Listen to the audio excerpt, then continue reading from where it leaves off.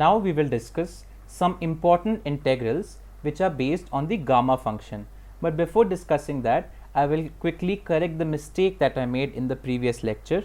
So, the gamma function was defined by the improper integral as 0 to infinity e raised to power minus t raised to power x minus 1 dx, where x is greater than 0.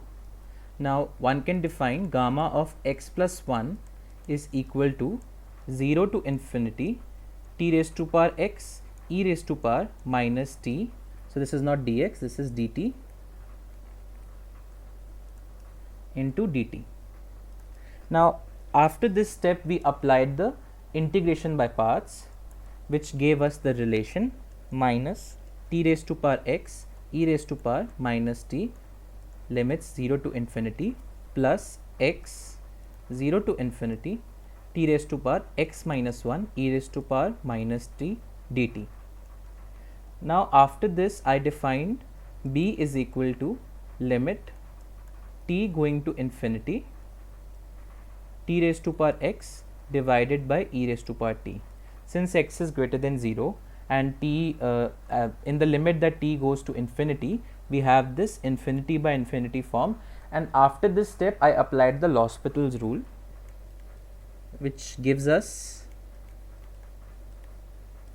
xt x minus 1 divided by e raised to power t. But when I repeatedly applied the L'Hospital's rule, I wrote that the n term will be 1. However, that is true only if x is an integer. If x is a fraction, then what will happen? Suppose x is equal to 2.5, then we will have 2 raised to power 2.5. Then when we will differentiate this, we will have 2.5 into t raised to power 1.5, then 2.5 into 1.5 into 0.5, and that is when we will have a negative exponent t raised to power minus 0.5. This will go in the denominator, and as t goes to infinity, the entire thing also goes to 0. So it does not matter whether x is an integer or a fraction, the limit will go to 0.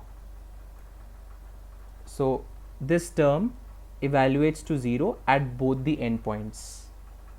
Now we can discuss some important integrals. So the first integral that we have is 0 to infinity e raised to power minus ax, or let's say some minus alpha x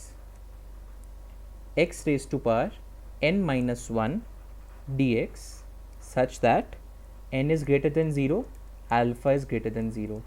Now to evaluate this, and we know if somehow we have to convert this into the definition of gamma function, we simply have to substitute alpha x is equal to t. So we have alpha dx is equal to dt. The limits will remain same, and after the substitutions we will get I as 0 to infinity e raised to power minus t, and from here we can see x is equal to t by alpha. So we have t by alpha raised to power n minus 1, and dx is simply dt by alpha. So we can take 1 by alpha, so this will be n minus 1 plus 1, so we have n.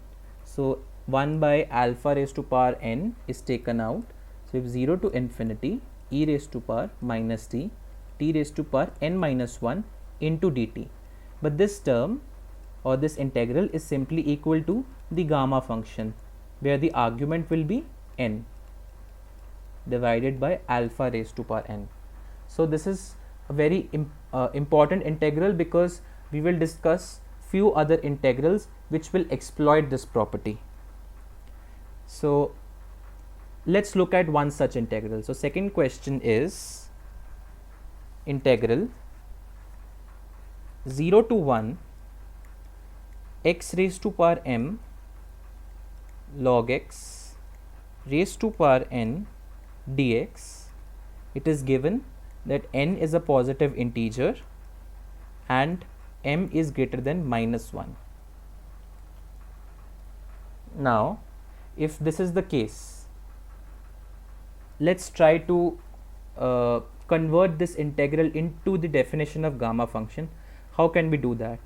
we see if we substitute log x is equal to minus t, we will have x is equal to e raised to power minus t. That is exactly the kind of form that we want if we want to convert this into the definition of gamma function. So this seems to be an appropriate substitution. Now let's look at the limits. So if x goes to 0, this means t goes to infinity. So the lower limit will be infinity. As x goes to 1, t should go to 0. And what is x? So this will become e raised to power minus mt.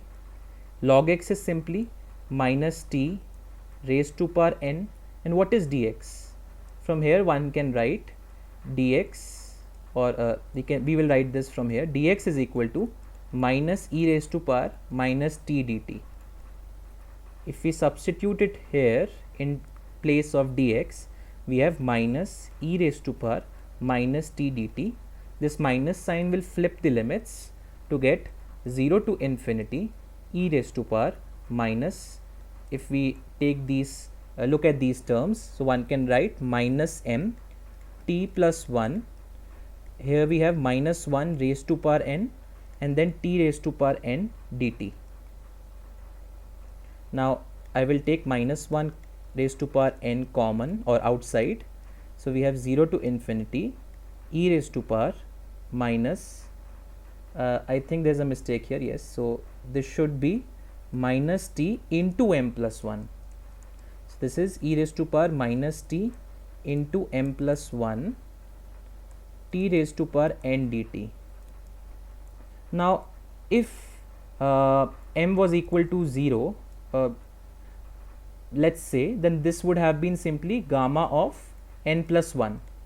But since we do have a coefficient in coefficient of t, and if you remember the first integral, that simply goes in the denominator raised to the power which is simply n. So that means we'll have to add 1 to the exponent of x.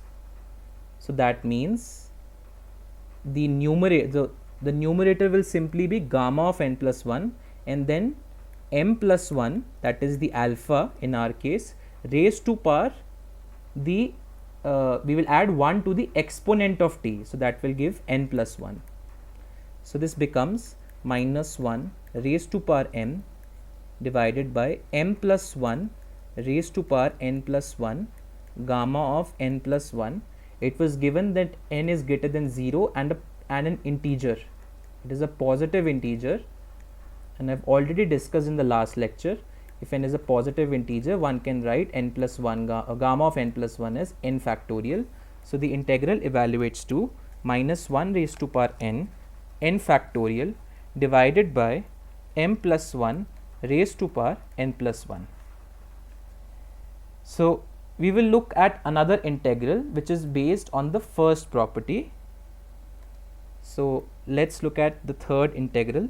So I is equal to 0 to 1 y raised to power q minus 1 log of 1 by y raised to power p minus 1 dy, where p is greater than 0 and q is greater than 0. Again we will apply the same tactic and substitute log of 1 by y as t. So this gives y is equal to e raised to power minus t and dy is equal to minus e raised to power minus t dt.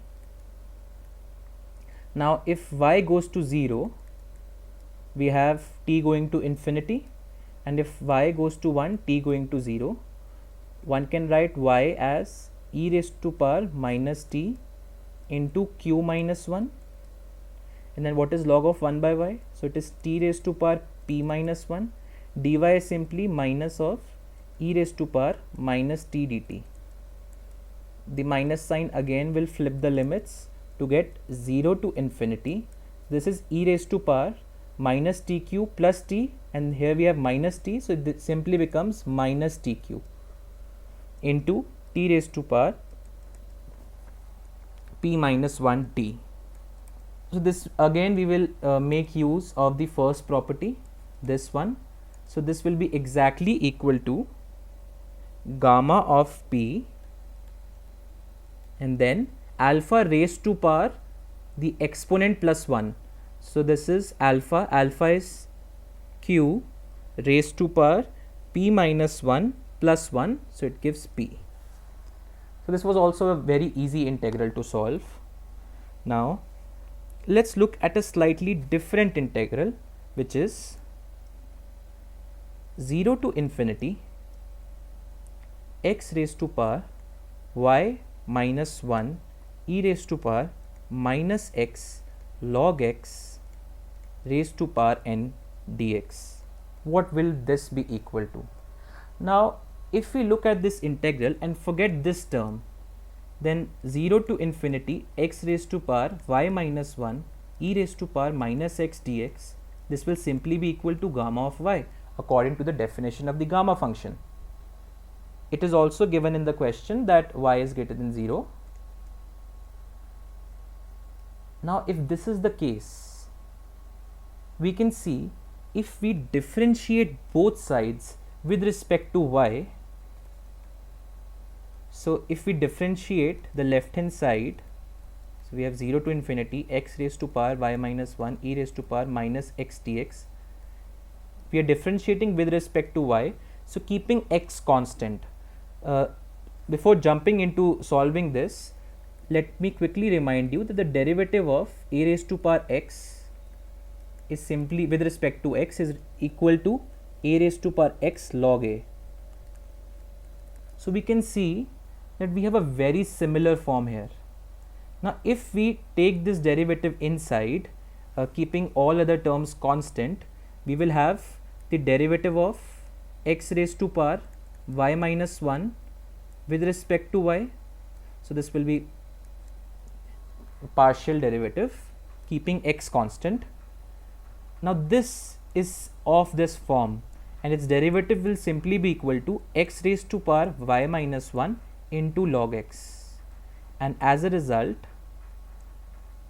the left hand side will become 0 to infinity x raised to power y minus 1 log x e raised to power minus x dx is equal to derivative of gamma with respect to y. Now if we take the second derivative, that is del square gamma function by del y square, we will simply have log x square in the left hand side integral. Now we want the power of the exponent of log x to be n. That means we simply have to differentiate this side n times. So the value of this integral becomes nth derivative of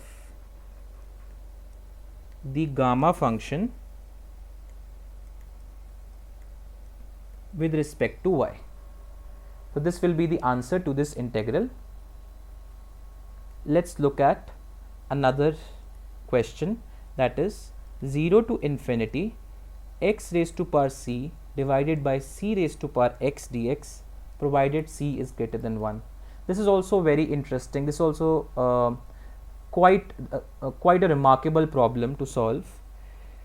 You see, if we have to convert this into the form of the gamma function, I will make a substitution. Let c raised to power x be equal to y.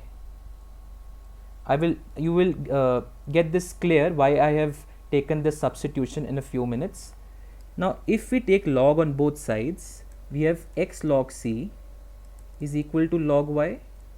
One can write x is equal to log y by log c. If we differentiate this, we get dx is equal to dy by y log c. What about the limits? Since c is greater than 1, as x goes to 0, the lower limit goes to 1 and the upper limit will remain the same. Now substitute x is equal to log y by log c raised to power c, dx is equal to dy by y log c. We also have a term of c raised to power x in the denominator, which we have substituted to be y, so this becomes y. Taking the constants outside, we get, let this be I, we have 1 by log c raised to power c, into log c. This will give me log c raised to power c plus 1. Then we have 1 to infinity log y raised to power c divided by y square dy. Now this can be easily converted, since if we take log y equal to t, this means y is equal to e raised to power t. So we have dy is equal to e raised to power t dt. And what about the limits? As y goes to 1, that means t goes to 0. As y goes to infinity, t goes to infinity. Log y is simply t raised to power c. Dy is e raised to power t dt. What about y square? Y square is simply e raised to power twice t. Then we also have a constant in the front, log c raised to power c plus 1.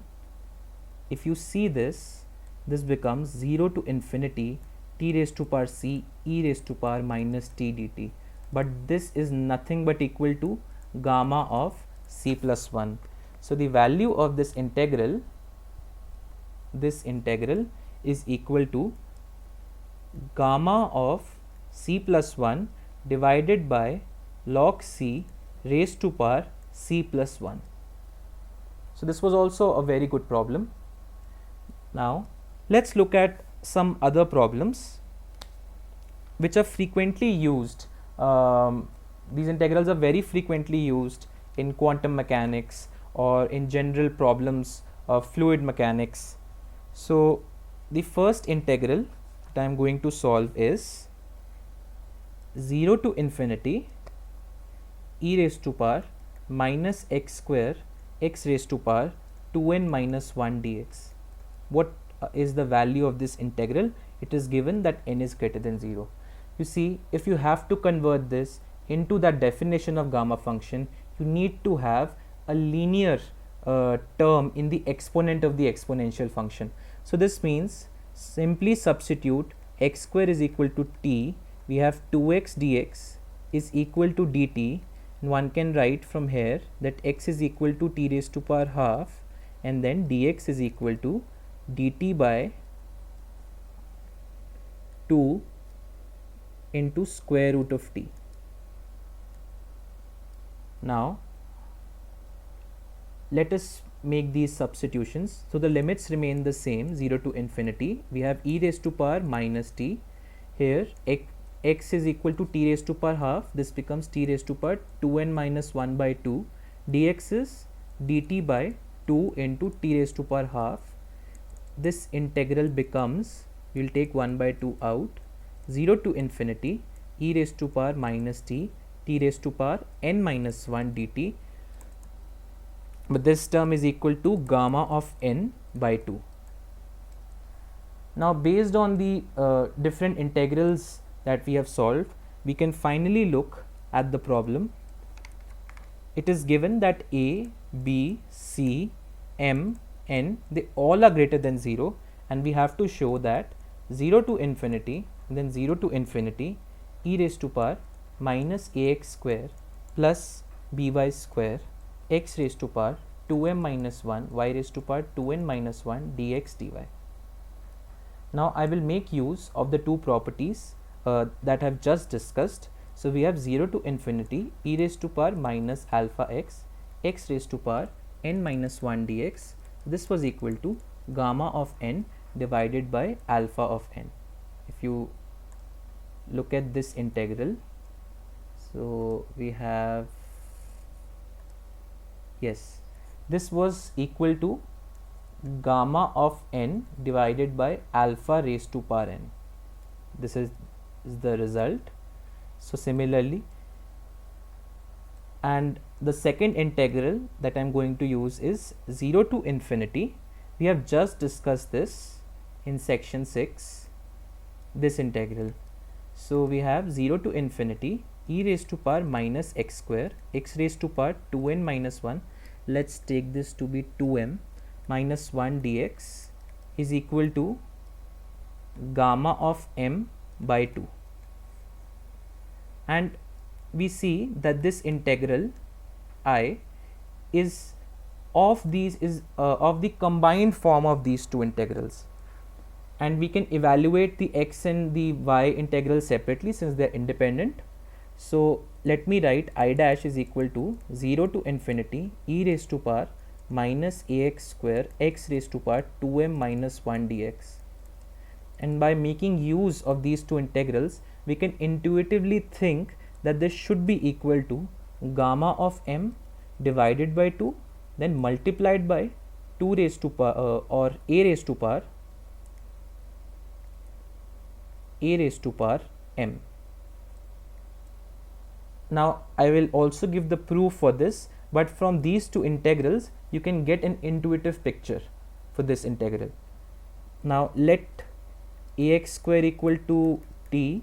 So here we have x is equal to t by a raised to power half, and dx is equal to simply dt by 2ax. If we substitute this here, we get dt by 2a t by a raised to power half.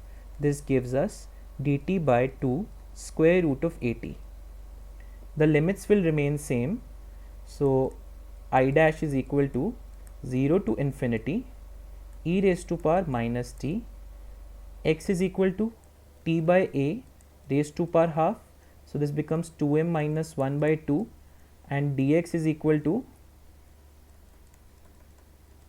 dt by 2, then we have at raised to power half. So this gives, if we take 1 by 2 out, 0 to infinity e raised to power minus t, and then we have t raised to power m minus 1 dt divided by a raised to power m, and this is, the numerator is simply gamma of m divided by 2 into a raised to power m. This is what we have thought about the value of this integral, and we also have the integral corresponding to y. So corresponding to x, we have gamma of m divided by 2 into a raised to power m. Corresponding to y, we will have gamma of n divided by 2 into b raised to power n. So the value of this integral is simply gamma of m, gamma of n by 4 a raised to power m and then b raised to power n. Now let's discuss two other integrals based on the gamma function. So we are given that 0 to 1 log of 1 by x raised to power n minus 1 dx provided n is greater than 0. Now this is very simple to solve, since we already have some part of the gamma function of the integral that we defined for the gamma function inside this, and we simply have to, so this is not 1 by x raised to power n minus 1, this is log of 1 by x, the entire thing is raised to power n minus 1. So this integral is simple and straightforward. Let t is equal to log of 1 by x, this gives x is equal to e raised to power minus t. So dx is equal to minus of e raised to power minus t dt. So as x goes to 0, we have infinity, t goes to infinity, and as x goes to 1, we have t going to 0. This becomes t raised to power n minus 1. dx is simply dt by or minus of e raised to power minus t dt, and minus sign will flip the limits, which gives us 0 to infinity t raised to power n minus 1 e raised to power minus t dt. This is simply equal to gamma of n. So we see that we have two different definitions of the gamma function, but they both give the same value. So we can define the gamma function as this as well. And finally, we will evaluate the value of gamma 21 by 2. To solve this, so obviously you have tables from which you can directly get the value for this, but I would like to give you a special property which we will derive, and based on that we will be able to calculate the value of this. So to look at that, I will derive the general relation which states that 2 raised to power n gamma of n plus half is equal to 1 into 3 into 5 into 2n minus 1 into square root of pi, provided n is a positive integer. Now we will make use of the fundamental property of the gamma function, which states that gamma of x plus 1 is equal to x into gamma of x. So this is the solution. So gamma of n plus half can be written as gamma of n minus half plus 1. So this term basically becomes x. So one can write this as n minus half into gamma of n minus half. Again, on repeated application, this can be written as n minus 3 by 2 into gamma of n minus 3 by 2. And if we keep on doing that, we will reach n minus half, n minus 3 by 2, n minus 5 by 2, up to 3 by 2 into half into gamma of half.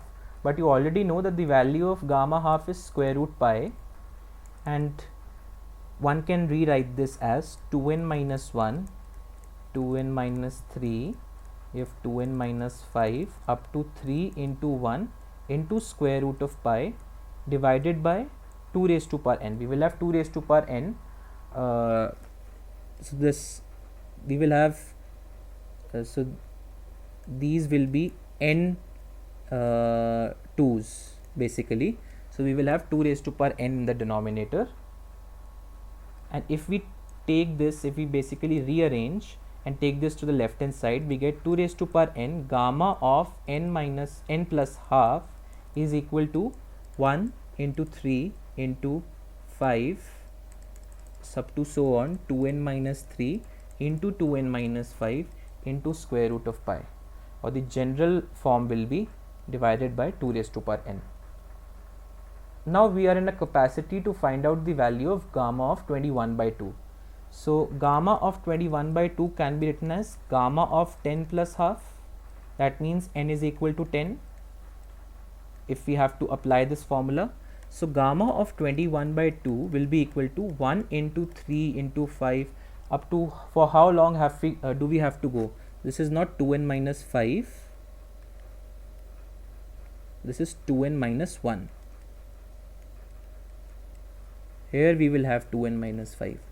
So 2n minus 1, putting n equal to 20, we get 19. That means we will have to go till 7, 9, 11 up to 19 divided by 2 raised to power n into square root of pi, and you can easily find out the value of gamma of 21 by 2. This concludes our discussion on gamma function. We have discussed a lot of problems, and now we can easily switch to other functions, and in the next lecture we will begin our discussion on the beta function. Thank you.